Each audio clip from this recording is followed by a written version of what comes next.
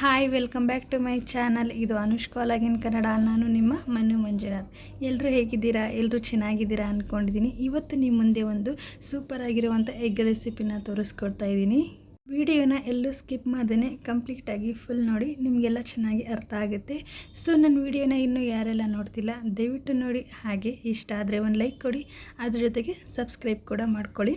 So ಬನ್ನಿ ಇವಾಗ ಏನೇನು ಬೇಕು ಅಂತ ನೋಡ್ಕೊಂಬರೋಣ. ಒಂದು ಪ್ಯಾನ್ ಇಟ್ಟು ಅದಕ್ಕೆ 2 ಗೆಡ್ಡೆ ಈರುಳ್ಳಿ ಆಗುವಷ್ಟು ಹಾಕಿ ಚೆನ್ನಾಗಿ ಆಯಿಲಲ್ಲಿ ಫ್ರೈ ಮಾಡ್ಕೊಳ್ಳೋಣ. ಖಾರಕ್ಕೆ ಹಸಿಮೆಣ್ಸಿನ್ಕಾಯಿನ ತೊಗೊಳ್ಳೋಣ. ನಾನಿಲ್ಲಿ 10 ಹಸಿಮೆಣ್ಸಿನ್ಕಾಯಿನ ತೊಗೊಂಡಿದ್ದೀನಿ. ಇದು ಖಾರ ಇಲ್ಲದೆ ಇರೋದು. ನಿಮಗೇನಾದರೂ ಖಾರ ಇರೋದಿದ್ದರೆ ಸ್ವಲ್ಪ ಕಡಿಮೆನ ತೊಗೋಬೋದು. ಅದನ್ನು ಸ್ವಲ್ಪ ಆಯಿಲ್ ಹಾಕಿ ಚೆನ್ನಾಗಿ ಫ್ರೈ ಮಾಡ್ಕೊಳ್ಳೋಣ. ಈಗ ನಾನು 2 ಇಂಚು ಆಗುವಷ್ಟು ಶುಂಠಿನ ತೊಗೊಂಡು 3 ಗೆಡ್ಡೆ ಆಗುವಷ್ಟು ಬೆಳ್ಳುಳ್ಳಿನ ತೊಗೊಂಡು ಅದ್ರ ಜೊತೆಗೇ ಹಾಗೆ ಚೆನ್ನಾಗಿ ಫ್ರೈ ಮಾಡ್ಕೊತಿದ್ದೀನಿ. ಆದಷ್ಟು ಚೆನ್ನಾಗಿ ಫ್ರೈ ಮಾಡೋದ್ರಿಂದ ತುಂಬಾ ಟೇಸ್ಟ್ ಕೊಡುತ್ತೆ ಅಂತಲೇ ಹೇಳ್ಬೋದು. ಈಗ ಒಂದು ಸ್ಮಾಲ್ ಟೊಮೆಟೊ ಕೂಡ ಹಾಕೊಳ್ಳೋಣ.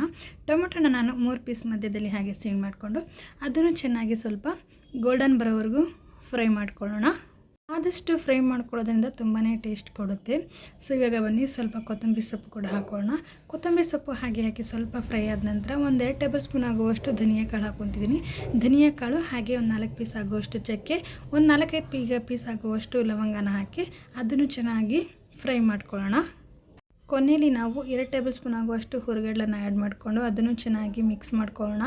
ಸೊ ಫ್ರೆಂಡ್ಸ್, ಇದು ಎಷ್ಟು ಚೆನ್ನಾಗಿರುತ್ತೆ ಅಂತಂದರೆ ತುಂಬಾ ಚೆನ್ನಾಗಿರುತ್ತೆ. ನೀವು ರೊಟ್ಟಿ, ಚಪಾತಿ, ಹಾಗೆ ಇಡ್ಲಿ, ದೋಸೆ, ಮುದ್ದೆ, ಅನ್ನ ಎಲ್ಲದಕ್ಕೂ ತುಂಬ ಚೆನ್ನಾಗಿ ಒಪ್ಪುತ್ತೆ. ತುಂಬಾ ಟೇಸ್ಟಿಯಾಗಿರುತ್ತೆ ಅಂತಲೇ ಹೇಳ್ಬೋದು. ನೋಡಿ ಇವಾಗ ಹುರಿಗಡಲೆ ಕೂಡ ಹಾಕಿದ್ದೀನಿ, ಚೆನ್ನಾಗಿ ಫ್ರೈ ಮಾಡ್ಕೊಳ್ಳೋಣ.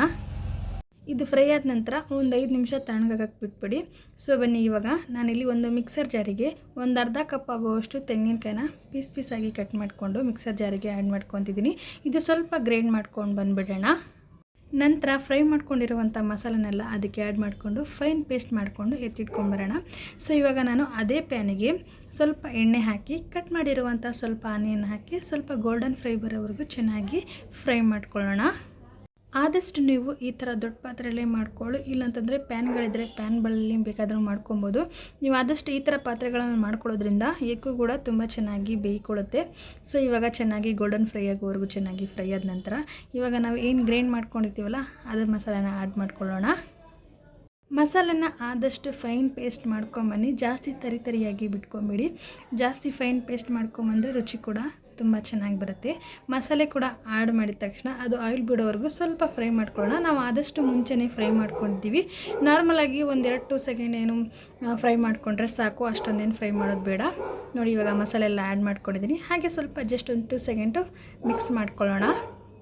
ಮಿಕ್ಸ್ ಮಾಡ್ಕೊಂಡ ನಂತರ ನಿಮ್ಗೆ ಯಾವ ಕನ್ಸಿಸ್ಟೆನ್ಸಿ ನೋಡಿಕೊಂಡು ನೀವು ಮುದ್ದೆಗೆ ಮಾಡ್ಕೊಂಡಿದ್ದೀರಾ ಅಥವಾ ಚಪಾತಿಗೆ ಮಾಡ್ಕೊಂಡಿದ್ದೀರಾ, ರೊಟ್ಟಿಗೆ ಮಾಡ್ಕೊಂಡಿದ್ದೀರಾ, ನಿಮ್ಗೆ ಯಾವ ಕನ್ಸಿಸ್ಟೆನ್ಸಿಗೆ ನೀವು ನೋಡಿಕೊಂಡು ನೀವು ನೀರು ಕೂಡ ಆ್ಯಡ್ ಮಾಡ್ಕೊಬೋದು. ಸೊ ನಾನಿಲ್ಲಿ ಇವತ್ತು ರೊಟ್ಟಿ ಕೂಡ ಮಾಡಿದ್ದೆ. ಸೊ ರೊಟ್ಟಿಗೋಸ್ಕರ ನಾನು ಮಾಡ್ಕೊತಿದ್ದೀನಿ. ಸ್ವಲ್ಪ ತೆಳುನೂ ಬೇಡ, ಸ್ವಲ್ಪ ಗಟ್ಟಿನೂ ಬೇಡ, ಮೀಡಿಯಮ್ ಸೈಜಲ್ಲಿ ಮಾಡ್ಕೊತಿದ್ದೀನಿ. ಯಾಕಂದರೆ ಅದು ಬೇಯ್ತಾ ಸ್ವಲ್ಪ ಗಟ್ಟಿನೇ ಆಗೋಗ್ಬಿಡುತ್ತೆ. ಸೊ ಇವಾಗ ಸ್ವಲ್ಪ ಅರಿಶಿನದ ಪುಡಿ ಹಾಕ್ಕೊಂಡು ಹಾಗೆ ಸ್ವಲ್ಪ ಒಂದು ಮಿಕ್ಸ್ ಕೊಟ್ಕೊಳ್ಳೋಣ. ಸೊ ನೋಡಿ ಇದು ಇವಾಗ ಮಿಕ್ಸ್ ಆಗಿದೆ. ನಾನಿಲ್ಲಿ ಸ್ವಲ್ಪ ಆಯಿಲ್ ಬಿಡೋವರೆಗೂ ಚೆನ್ನಾಗಿ ಫ್ರೈ ಮಾಡ್ಕೊತಿದ್ದೀನಿ. ಹಾಗೆ ಫ್ರೈ ಆದ ನಂತರ ನಾನು ಸ್ವಲ್ಪ ನೀರನ್ನ ಆ್ಯಡ್ ಮಾಡ್ಕೊತಿದ್ದೀನಿ. ನೀರನ್ನ ಆ್ಯಡ್ ಮಾಡ್ಕೊಂಡ ತಕ್ಷಣ 1-2 ಸೆಕೆಂಡ್ ಹಾಗೆ ಚೆನ್ನಾಗಿ ಮಿಕ್ಸ್ ಮಾಡಿಕೊಂಡು ಹಾಗೆ ಲೋ ಫ್ಲೇಮಲ್ಲಿ ಇಟ್ಕೊಂಡೇ ಕುದಿ ಬರ್ಸ್ಕೊಂಡ ನಂತರ ನನಗೆ ಇನ್ನೊಂದು ಸ್ವಲ್ಪ ಗಟ್ಟಿ ಅನ್ನಿಸ್ತು. ಸೊ ಹಾಗಾಗಿ ನಾನು ಇನ್ನೊಂದು ಸ್ವಲ್ಪ ನೀರನ್ನ ಆ್ಯಡ್ ಮಾಡ್ಕೊತಿದ್ದೀನಿ. ನೀವೇನು ಮಾಡಿರ್ತೀರಾ, ರೊಟ್ಟಿ, ಚಪಾತಿ, ಮುದ್ದೆ ನೀವೇನು ಮಾಡ್ಕೊಂಡಿರ್ತೀರ ಆ ಕನ್ಸಿಸ್ಟೆನ್ಸಿ ನೋಡಿಕೊಂಡು ನೀವು ನೀರನ್ನ ಆ್ಯಡ್ ಮಾಡ್ಕೊಬೋದು. ಸೊ ನನಗಿನ್ನೊಂದು ಸ್ವಲ್ಪ ನೀರು ಕಡಿಮೆ ಅನ್ನಿಸ್ತು. ಸೊ ಹಾಗಾಗಿ ನಾನು ಇನ್ನೊಂದು ಸ್ವಲ್ಪ ನೀರನ್ನ ಆ್ಯಡ್ ಮಾಡಿಕೊಂಡು ಅದ್ರ ಜೊತೆಗೆ ಸ್ವಲ್ಪ ಉಪ್ಪನ್ನು ಸೇರಿಸಿ ಹಾಗೆ ಲಿಡ್ನ ಕ್ಲೋಸ್ ಮಾಡಿಕೊಂಡು ಒಂದು 3-4 ಕುದಿ ಬರೆಸ್ಕೊತಿದ್ದೀನಿ ಅಷ್ಟೇ. ಈ ರೆಸಿಪಿ ತುಂಬಾ ಚೆನ್ನಾಗಿ ಬಂದಿತ್ತು. ನಮ್ಮ ಮನೆಯವ್ರು ಎಲ್ರಿಗೂ ಇಷ್ಟ ಆಯಿತು. ನಾನು ಮಾಡ್ತಾ ಇರಬೇಕಾದ್ರೆ ಸ್ಮೆಲ್ ಮಾತ್ರ ತುಂಬಾ ಚೆನ್ನಾಗಿತ್ತು. ನನ್ನ ಮಗಳು ಕೇಳ್ತಿದ್ಲು, ಅಮ್ಮ ಏನಮ್ಮ ಮಾಡ್ತಿದ್ಯಾ, ಇಷ್ಟು ಚೆನ್ನಾಗಿ ಸ್ಮೆಲ್ ಬರ್ತಿದೆ, ಬೇಗ ಮಾಡಿಕೊಡಮ್ಮ ಅಂತಲೇ ಕೇಳ್ತಾ ಇದ್ಲು. ಈಗ 3 ಕುದಿ ಬಂದಿದೆ. ಸೊ ನಾನು ಇದಕ್ಕೆ ಇವಾಗ 6 ಮೊಟ್ಟೆನ ಆ್ಯಡ್ ಮಾಡ್ಕೊತಿದ್ದೀನಿ. ನಾನಿಲ್ಲಿ 6 ಮೊಟ್ಟೆನ ತೊಗೊತಿದ್ದೀನಿ. ನಿಮಗೆ ಬೇಕಾದಷ್ಟು ನೀವು ಯೂಸ್ ಮಾಡ್ಕೊಬೋದು, ಆದರೆ ಪಾತ್ರೆ ಮಾತ್ರ ಸ್ವಲ್ಪ ದೊಡ್ಡದಿಟ್ಕೊಳ್ಳಿ.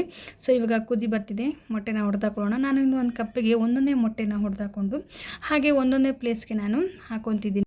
ಆದಷ್ಟು ನೀವು ಮೊಟ್ಟೆಗಳನ್ನ ಒಂದ್ರ ಪಕ್ಕದಲ್ಲಿ ಒಂದೇ ಹಾಕ್ಕೊಳ್ಳಿ. ಒಂದ್ರ ಮೇಲೆ ಒಂದಂತೂ ಯಾವುದೇ ಕಾರಣಕ್ಕೂ ಹಾಕಕ್ಕೆ ಹೋಗ್ಬೇಡಿ. ಎಲ್ಲ ಮೊಟ್ಟೆಗಳು ಆ ಥರ ಹಾಕೋದ್ರಿಂದ ಒಡೆದೋಗ್ಬಿಡುತ್ತೆ. ಮಧ್ಯೆ ಎಲ್ಲೂ ಕೂಡ ಸೌಟ್ ಕೂಡ ಹಾಕಕ್ಕೆ ಹೋಗಬೇಡಿ. ಇದು ಹಾಕಿ ನಂತರ ಲಿಡ್ನ ಕ್ಲೋಸ್ ಮಾಡ್ದೇ ಒಂದು 10ರಿಂದ 12 ನಿಮಿಷದವರೆಗೂ ನೀಟಾಗಿ ಲೋ ಫ್ಲೇಮಲ್ಲಿ ಇಟ್ಕೊಂಡೆ ಬೇಯಿಸ್ಕೊಳ್ಳಿ. ಅದೇ ಥರ ನೀಟಾಗಿ ತುಂಬ ಟೇಸ್ಟಿಯಾಗಿರುವಂಥ ಎಗ್ ಗ್ರೇವಿ ಕೂಡ ರೆಡಿನೇ ಆಗೋಗ್ಬಿಡುತ್ತೆ. ತುಂಬಾ ಚೆನ್ನಾಗಿರುತ್ತೆ. ಮನೇಲಿ ಒಂದ್ಸಲ ಟ್ರೈ ಮಾಡಿ. ಸೊ ನನ್ನ ಚಾನಲ್ನ ಇನ್ನೂ ಯಾರ್ಯಾರು ಸಬ್ಸ್ಕ್ರೈಬ್ ಮಾಡ್ಕೊಂಡಿಲ್ಲ ಸಬ್ಸ್ಕ್ರೈಬ್ ಮಾಡ್ಕೊಳ್ಳಿ. ಹಾಗೆ ಈ ವಿಡಿಯೋ ಇಷ್ಟ ಆದಲ್ಲಿ ಒಂದು ಲೈಕ್ ಕೊಡಿ. ನೀವು ಮನೇಲಿ ಟ್ರೈ ಮಾಡಿದ ನಂತರ ನಿಮ್ಮ ಮನೇಲಿ ಯಾವ ಥರ ಟೇಸ್ಟಾಗಿ ಬಂದಿತ್ತು ಅಂತ ನನಗೆ ಕಮೆಂಟ್ ಬಾಕ್ಸಲ್ಲಿ ತಿಳಿಸಿ.